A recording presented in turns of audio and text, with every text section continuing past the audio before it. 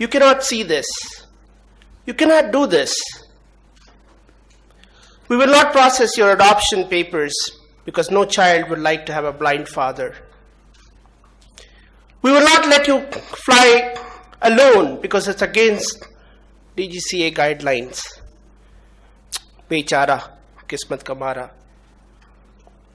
You certainly cannot do this because you cannot see. Unquote. Ladies and gentlemen, if I collected a rupee each time I heard this, I would have become a billionaire by now. I today perhaps am a voice of those who cannot hear, a voice of those who cannot move, a voice of those who cannot see. Please allow me to share a couple of life experiences to answer Kiran ma'am's questions. I could never see perfectly well. I was born in a small town called Bhagalpur, Bihar. I only had 50% of my eyesight. I could never see the blackboard.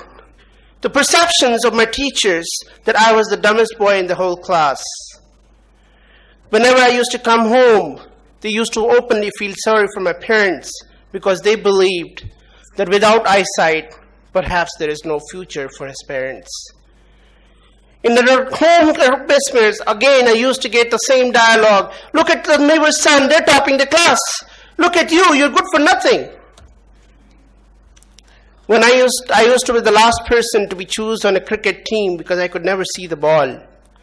And the team that I would be selected on, I would definitely be the team that would lose. My principal would call my father and my uncle and demand, take this child away because he's ruining the educational environment. He's good for nothing. And the worst thing of the whole thing is that I started to believe that I was incapable. I started to believe that I could not make it. I started to believe that I was not meant for learning. And as a consequence, I had to repeat a class 2 for a year. And I had to repeat a class 2 in class 4. Well, I firmly believe that God has a plan for each one of us sitting in this audience and on this stage. And He has sent my uncle, who was an orthopedic surgeon, and my older brother of my father, and his wife, who was a white American, to India when I was only 11. My aunt thought that let's take him to the US, give him education, give him treatment. Perhaps his life will be transformed. I went to the US at the age of 11. I could not even speak English. But I still remember the first time I ran the race and I was the last person to finish that touch line. And then my teacher walked up to me and he said, "Hey Asif, you did a good job. Keep it up." For that moment, I thought maybe these Americans are actually crazy. They think being the last one is a good job. I still remember the days that I got my first report card where I was failing in all my classes and just passing in 2. I was scared to show my report card to my American mom. With the hope, with the fear, again the same dialogue. Asif, you're incapable. Asif, you're worthless. Asif, you're good for nothing.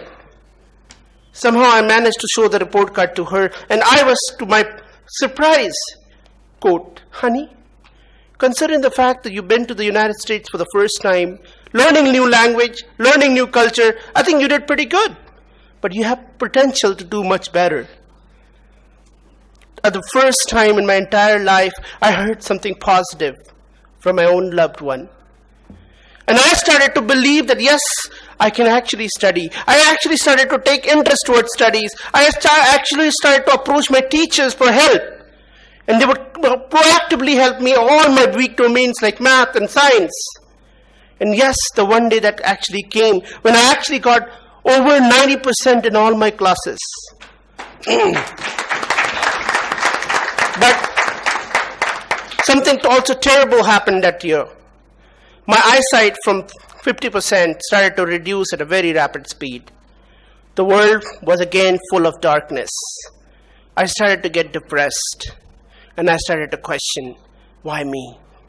I started to feel sorry for myself and perhaps that I could not survive this life without my eyesight.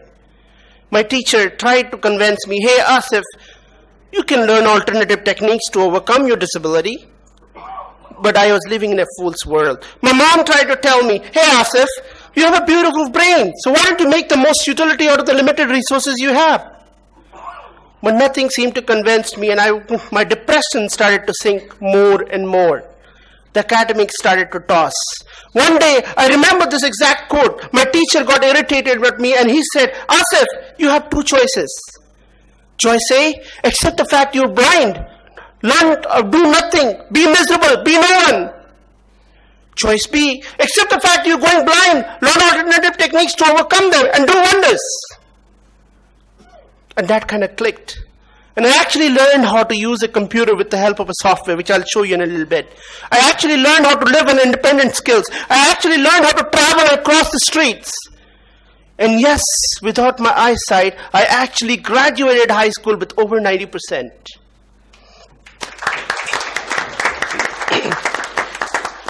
Well, I had to come back to India, and I wanted to pursue my graduations and MBA. I never claim that I'm a genius. I'm just an average person willing to excel if I'm given an opportunity to excel. I was in my second year of a BCom when I actually wrote a letter to the IIMs chairperson expressing my desire that can I appear in the exams? Is there any reservation quota as mandated by the People with Disability Act 1995? Can you allow me to hire a writer whose job would be to read out the question paper and for me to call out the answers? And then I got a letter back that no such provisions exist. You can hire your own writer. Then I immediately filed a lawsuit, and the outcome of that lawsuit that they actually initiated a reservation quota for the disabled across IIMs, IITs, and all government education. I remember the days when I applied to one coaching institute where I actually, just like all the average persons, that I can learn the strategy how to crack the top B school.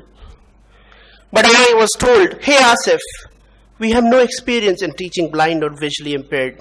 We know you will fail. And we don't want to. I thought that this is one of a story. I've heard this many times, so let me try it again. Unfortunately, the third, the fourth, the fifth, the sixth, and the seventh coaching institute actually finally managed to agreed to admit me. The next battle was to find a guy or a girl who would actually work with me 3 to 5 days a week for 2 hours, be as my writer. I thought the job was easy, placed an ad in the newspaper, got a lot of phone calls. I was extremely excited, get to pick the best one out.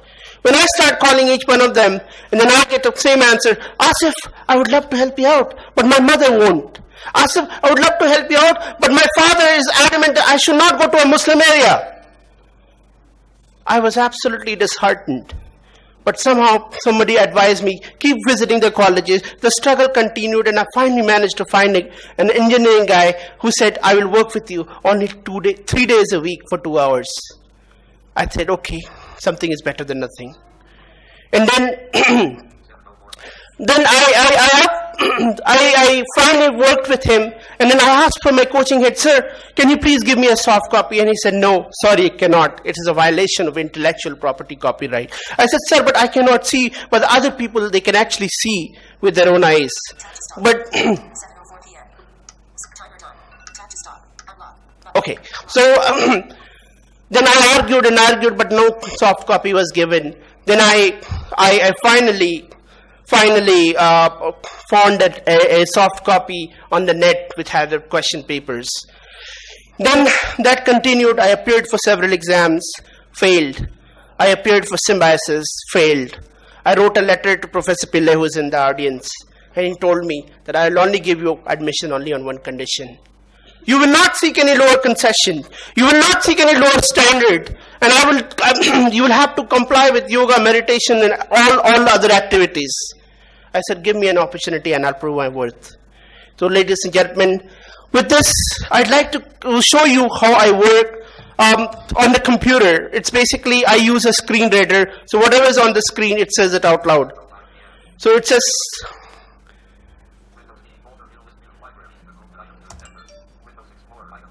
right? So it's talking to me whatever is on the screen.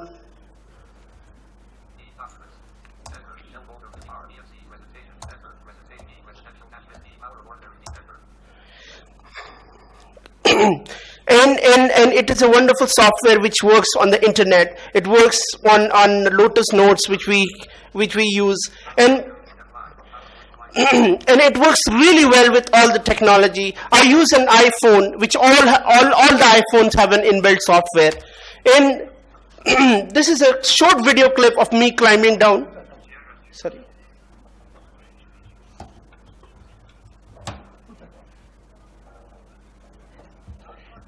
Okay.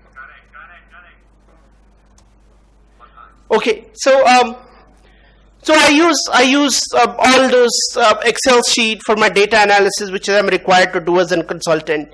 And to conclude, basically, we all know that there are approximately 80 to 100 million people in India who are disabled.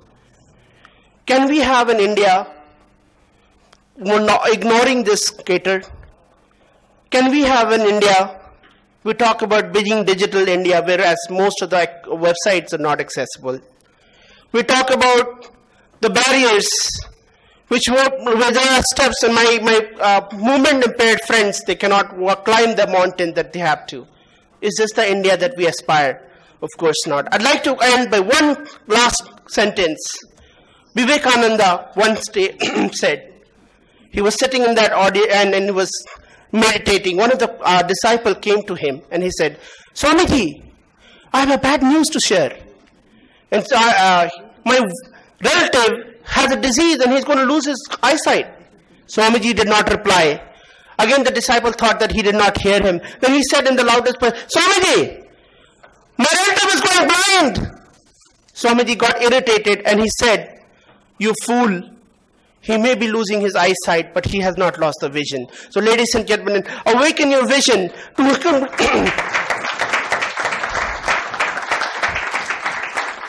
awaken your vision to recognize the talent in everyone. Awaken your vision to build an inclusive India. Awaken a vision to build a nation which recognize all, and there is a barrier-free environment for everyone. Thank you. Dream and drive.